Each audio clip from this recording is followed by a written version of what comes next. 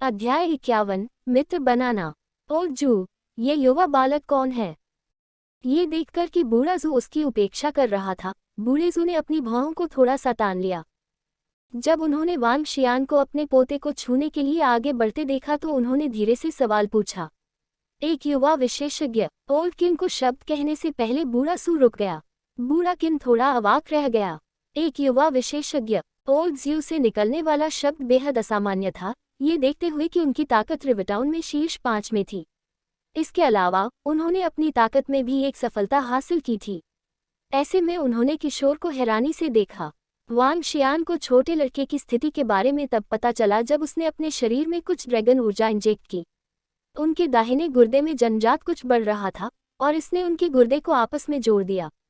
इससे मासूम की किडनी फेल हो गई। अभी अभी बूढ़ा जू अपनी आंतरिक ऊर्जा का उपयोग उसे पोषण देने के लिए कर रहा होगा ताकि समस्या को कम किया जा सके। हालांकि यह एक दीर्घकालिक समाधान नहीं था और इसने मूल समस्या का समाधान नहीं किया। मैं इसे अपनी ड्रैगन एनर्जी से हटा सकता हूं, लेकिन ये 50 से 60 टन की खपत करेगा।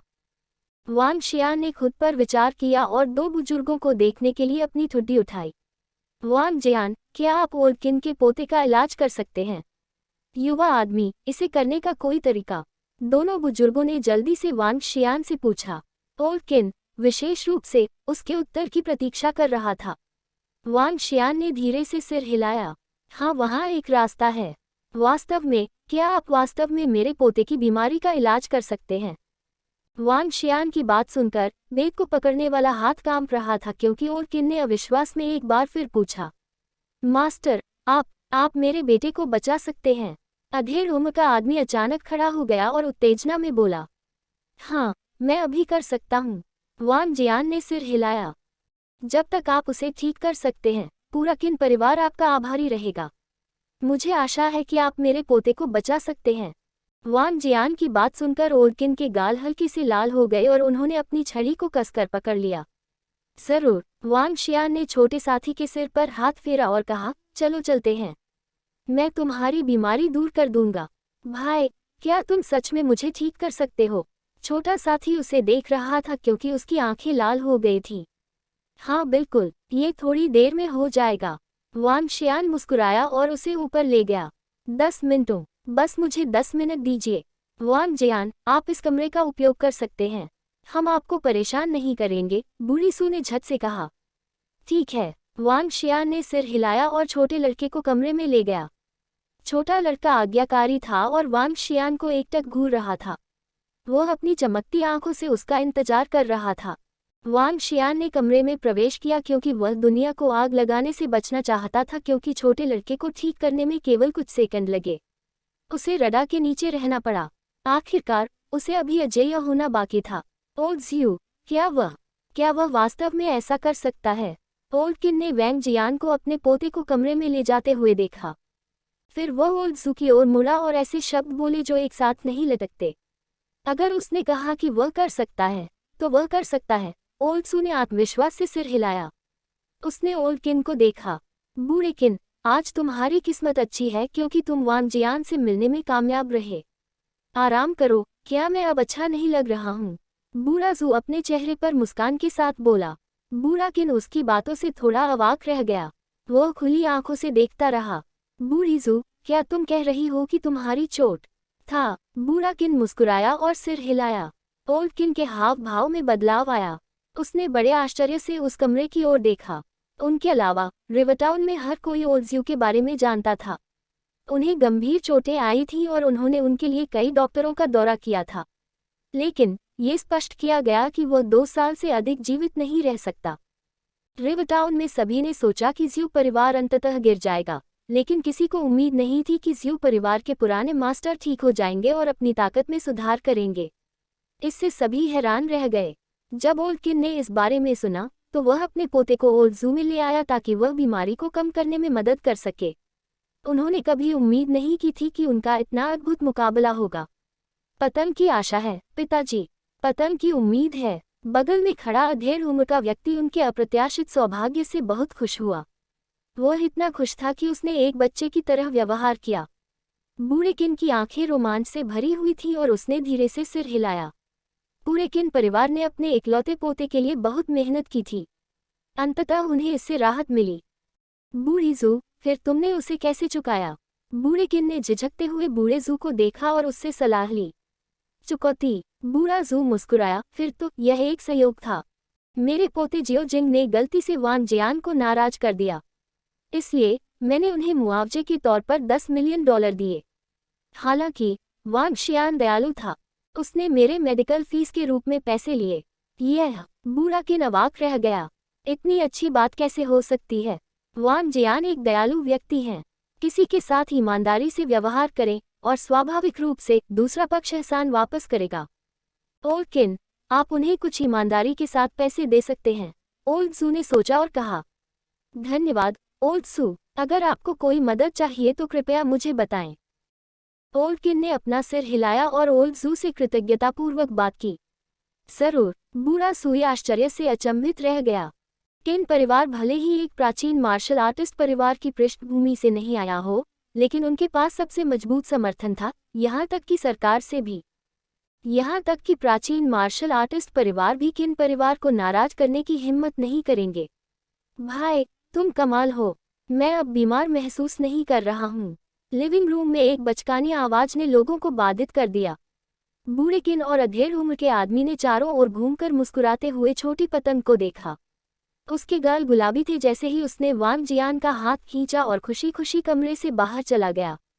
छोटी पतंग। बूढ़ा और अधेड़ आदमी आश्चर्य से भरे चेहरों के साथ तेजी से आगे बढ़े। दादाजी, पिताजी, मुझे बाहर लाओ, मैं तैरने जाना चाहता हूँ।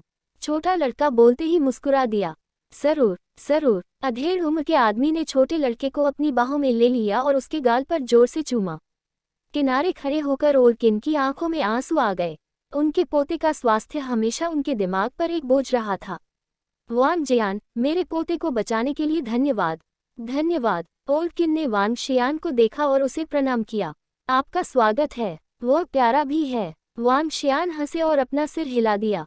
जब वह अपनी ड्रैगन एनर्जी के साथ बच्चे का इलाज कर रहा था, तो उसने गलती से बच्चे द्वारा थूके गए सामान से एक वस्तु प्राप्त कर ली। यह उनके लिए पूरी तरह से हैरान करने वाला था। भाई, मैं सुंदर हूँ, प्यारा नहीं? छोटा लड़का उसकी ओर मुड़ा और बोला।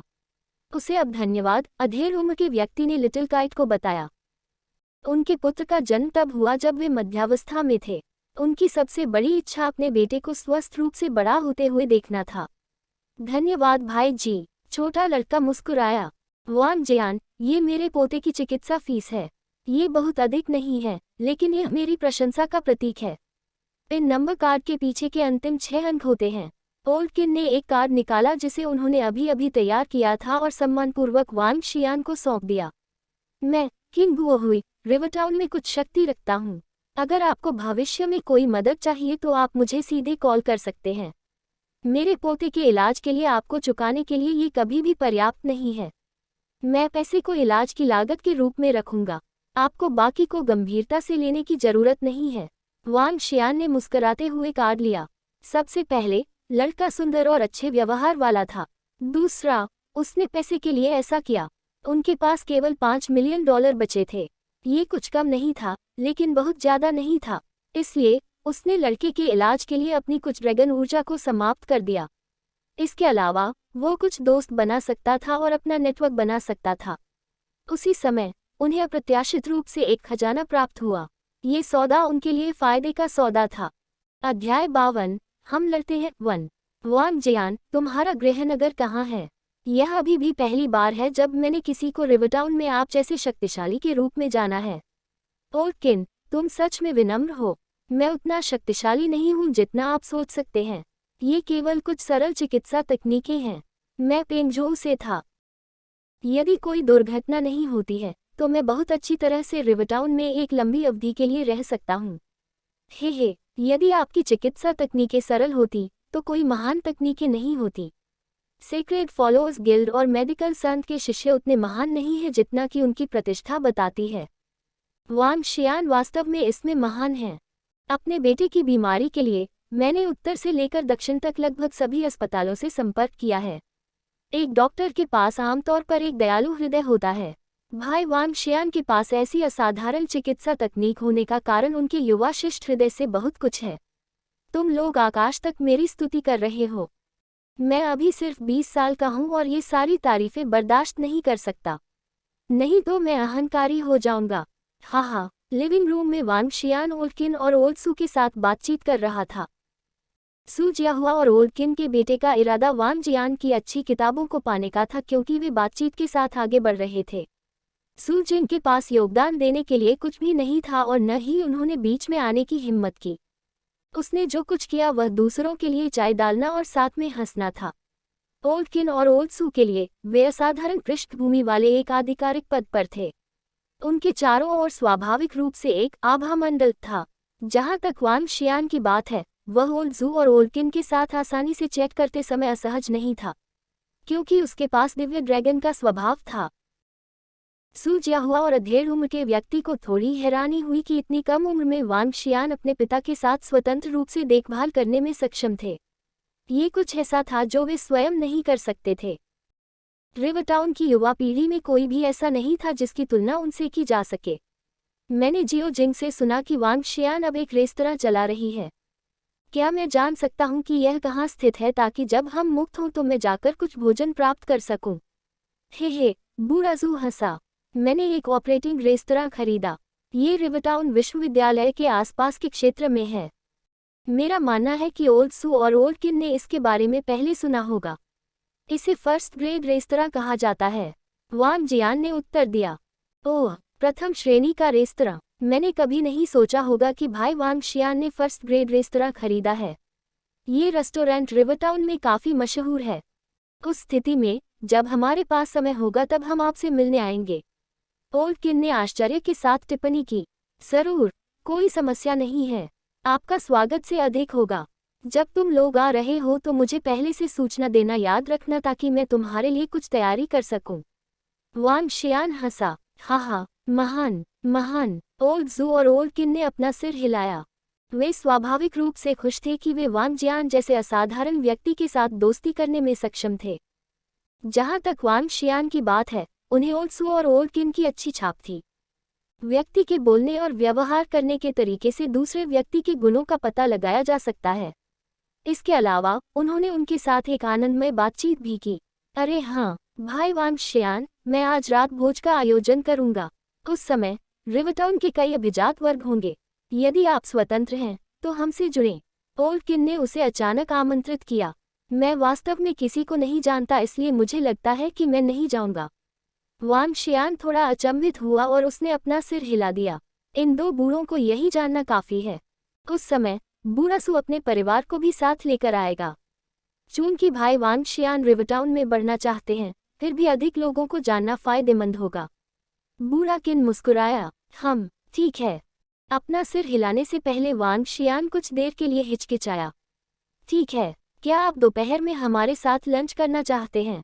ओल्डकिन का सुझाव दिया। हो सकता है कि यह संभव न हो, वांग शियान ने क्षमा याचना के साथ उत्तर दिया।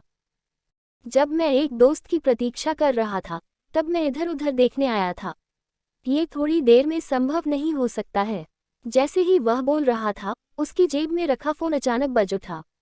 हाँ, चूंकि भाई वांग शियान को कुछ और करना है, बस आगे बढ़ें। हम ठीक हो जाएंगे। जब मैंने ओल्डकिन के साथ समय तय किया है, तो चलिए आपके रेस्तरां में भोजन के लिए चलते हैं, बूढ़ी सू ने मुस्कुराते हुए कहा। हाँ, आगे बढ़ो और अपने मामलों में भाग लो। वांग शियान मुस्कुराया और अपना फोन चालू कर दिया। ये गुवान शुकी का संदेश था। संदेश पढ़ने के बाद वांग शियान ने उनकी ओर देखा। ओल्डकिन, ओल्डसू, मेरे दोस्त ने मुझे अभी एक संदेश भेजा है, इसलिए मुझे भागना है। इसके बारे में खेद। ये ठीक है, बस जाओ। जब तुम फ्री हो तो फिर से बात करते हैं। वांग शियान ने अपना सिर हिलाया और बाहर चला गया। बिग ब्रदर, मैं तुम्हें भेज दूं। मैं जगह से वाकिफ हूँ। तुम्हारा दोस्त इस समय कहाँ है? सू जिंग ने आकर उनसे सीधे पूछा। समुद्री बादल मंडप 101 निजी लाउंज। ये समुद्र के पास है। वांग शियान ने जू जिंग को देखा और कहा। ठीक है बिग ब्रदर, कृपया मेरे पीछे आओ। सू जिंग मुस्कुराए और रास्ता दिखाने के लिए आगे बढ़ गई। समुद्र तट के साथ साथ पेड़ों के घरों की कतार थी। ये बड़े करीने से व्यवस्थित था और बेहद खूबसूरत लग रहा था। बिग ब्रदर, ये हमारा सी क्लाउड पवेलियन 101 निजी लाउंज है। सू जिंग ने एक छोटे से ट्री हाउस की ओर इशारा किया। ठीक है। वांग जियान ने अपना सिर हिलाया, अपना फोन निकाला और गुवान शुकिंग को फोन किया। चरमराहट। जल्द ही निजी लाउंज का दरवाजा खुल गया। गुवान शुकिंग, जिसने एक छोटी बाजू की सफेद शर्ट और काले रंग की कैजुअल शॉर्ट्स पहनी हुई थी, कमरे से बाहर चली गई। वांग जियान। गुवान शुकिंग की अभिव्यक्ति ठीक नहीं लग रही थी। जब उसने वांग जियान को देखा तो उसके चेहरे पर एक फीकी मुस्कान आ गई। क्या हुआ? वांग शियान ने उसके असामान्य स्व को देखकर चिंतित होकर पूछा। नहीं, कुछ भी नहीं। गुवान शुकिंग ने अपना सिर हिलाया और माफी मांगते हुए कहा, थोड़ी देर में यह आप पर कठिन हो सकता है। ये सब मेरी गलती है। क्या हुआ? वांग शियान की भौहें तन गईं। क्या बात है ब्यूटी गुवान? अपने प्रेमी को अंदर बुलाओ। इस समय कमरे से एक अधीर पुरुष आवाज आई। गुवान शुकिंग की अभिव्यक्ति थोड़ी बदल गई। चलो अंदर चले। वांग शियान ने अपनी एक भान उठाई। वह गुवान शुकिंग के पास गया और उसकी पीठ पर धीरे से थपथपाया। गुवान शुकिंग को अपनी आंखों में गर्मी की एक धारा महसूस हुई। झिलमिलाती आंखों से उसने उसकी ओर देखा। एक पल के लिए झिझकने के बाद उसने अपनी बाहें फैला दी और उन्हें अपनी बाह में लपेट लिया। वांग शियान के दिल की धड़कन रुक गई और उसके मुंह का किनारा ऊपर उठ गया। वह गुवान शुकिंग के साथ मुस्कुराते हुए कमरे में चला गया।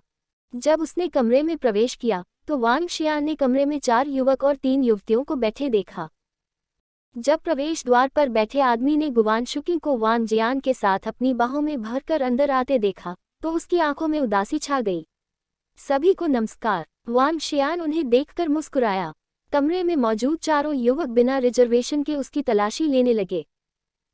वांग जियान। अचानक लड़कियों में से एक ने चौंक कर कहा और जोर से चिल्लाई। माया, तुम उसे जानते हो? लड़की के बगल वाले युवक ने हैरानी से पूछा। बेशक, हम सहपाठी हैं। जिस लड़की का नाम माया था वह उस युवक से चिपकी रही, जबकि उसके सामने एक गहरी दरार दिखाई दे रही थी। उसने फिर कहा, बस एक गरीब लड़का और स्कूल में छात्र। ये है। युवक ने जब उसका जवाब सुना तो वह थोड़ा हैरान हुआ। बिल्कुल, माया ने सिर हिलाया। वह एक मजाकिया मुस्कान के साथ वांग शियान की ओर मुड़ी और पूछा, क्या ये वांग शियान नहीं है? वांग शियान मुस्कुराया और अपने कंधे उचका दिए। जैसे ही उन्होंने टिप्पणी की, उनकी आंखों में तिरस्कार छा गया। स्कूल के भीतर फैल रही अफवाहों के लिए सू मेयर वास्तव में सच है। बोलते बोलते वह बगल में रखी कुर्सियों में से एक पर बिना किसी डर के बैठ गया। उससे तुम्हारा क्या मतलब है? सू माया अचानक भड़क उठी और गुस्से से उसे घूरने लगी। मतलब कुछ नहीं, मैंने अभी क्या कहा? जवाब देते समय वांग शियान ने अपनी मुस्कान बनाए रखी। सू माया स्कूल में चुलबुली होने के लिए जानी जाती थी और वह बार बार अपने बॉयफ्रेंड को बदलती थी। इसके अलावा उसके बॉयफ्रेंड सभी एक अमीर परिवार के लड़के थे। किसने उम्मीद की होगी कि वह इस समय स्कूल के बाहर एक युवक से लिपट जाएगी? सू माया के सामने युवक ने ठंडेपन से कहा, लाड, तुम मेरी प्रेमिका का अपमान करने के लिए बहुत घमंडी हो। क्या मैंने? ऐसे में क्या वह मुझे गरीब आदमी कहना अपमान कह रही है? वांग शियान मुस्कुराया। मैंने जो कहा है वह सच है। सू माया उस पर गुस्से से चिल्लाई। क्या मैंने तब झूठ कहा था? वांग शियान ने सू मेयर से स्पष्ट रूप से बात की। वह आराम से कुर्सी पर पीछे झुक गया और अपने आसपास के सभी लोगों को देखा। जब उसने पहले गुवान शुकिंग की शर्मिंदगी भरी नजर देखी तो वह जानता था कि उसके साथ गलत व्यवहार किया गया होगा, लेकिन उसने मुंहतोड़ जवाब देने की हिम्मत नहीं की। उस मामले में कमरे में मौजूद लोगों के प्रति सम्मान और विनम्र होने का उनका कोई इरादा या आवश्यकता नहीं थी। आइए फिर अहंकारी बने।